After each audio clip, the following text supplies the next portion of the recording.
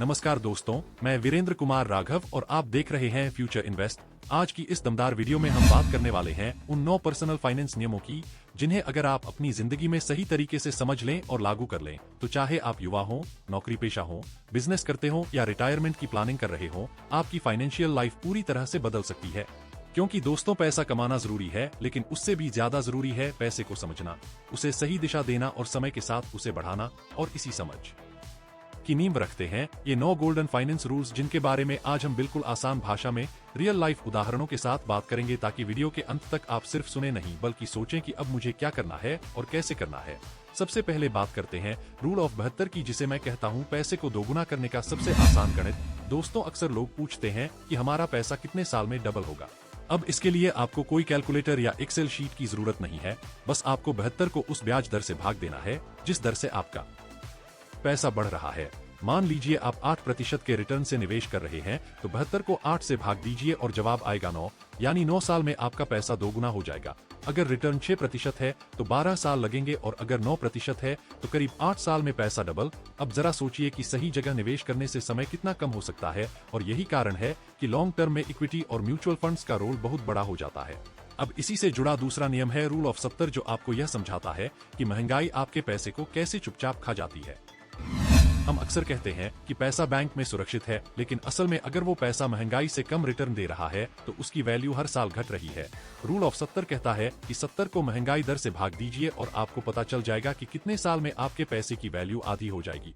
अगर महंगाई 7% है तो 70 को 7 से भाग देने पर 10 आता है, यानी आज जो 10 लाख की वैल्यू है वो 10 साल बाद सिर्फ 5 लाख के बराबर रह जाएगी। अब आप खुद सोचिए कि सिर्फ सेविंग अकाउंट या एफडी पर निर्भर रहना कितना खतरनाक हो सकता है। इसके बाद आता है फाइनेंशियल फ्रीडम का बहुत ही पॉपुलर और ताकतवर नियम, जिसे 4% रूल कहा जाता है। यह नियम कहता है कि आपको अपनी रिटायरमेंट या फाइनेंशियल फ्रीडम के लिए अपने सालाना खर्च का 25 गुना कॉर्पस बनाना चाहिए। उदाहरण के तौर पर, अगर आपको रिटायरमेंट के बाद हर साल 5 लाख रुपए की जरूरत है तो आपको करीब 1 करोड़ 25 लाख रुपए का कॉर्पस चाहिए। इस कॉर्पस का एक हिस्सा फिक्स्ड इनकम में और एक हिस्सा इक्विटी में लगाया जाता है, और हर साल आप इसका लगभग 4% यानी 5 लाख रुपए निकाल सकते हैं। रिसर्च बताती है कि यह नियम 30 साल की अवधि में 96% मामलों में सफल रहा है। यानी अगर आपने सही तरीके से प्लानिंग की है तो आपका पैसा खत्म होने की संभावना बहुत कम होती है। अब बात करते हैं एसेट एलोकेशन के एक बेहद आसान नियम की, जिसे 100 माइनस एज रूल कहते हैं। यह नियम कहता है कि आपकी उम्र को 100 से घटा दीजिए और जो नंबर आए वही प्रतिशत आपको इक्विटी में निवेश करना चाहिए। अगर आपकी उम्र 30 साल है तो 70% इक्विटी और 30% डेट। अगर उम्र 60 साल है तो 40% इक्विटी और 60% डेट। इसका मतलब यह है कि जैसे जैसे उम्र बढ़ती है वैसे वैसे रिस्क कम और सुरक्षा ज्यादा होनी चाहिए। अब अगला नियम है 10 मई 2003 रूल, जो आपकी रिटर्न की उम्मीदों को जमीन पर रखता है। क्योंकि दोस्तों, अक्सर लोग अवास्तविक उम्मीदों के साथ निवेश करते हैं और फिर निराश होते हैं।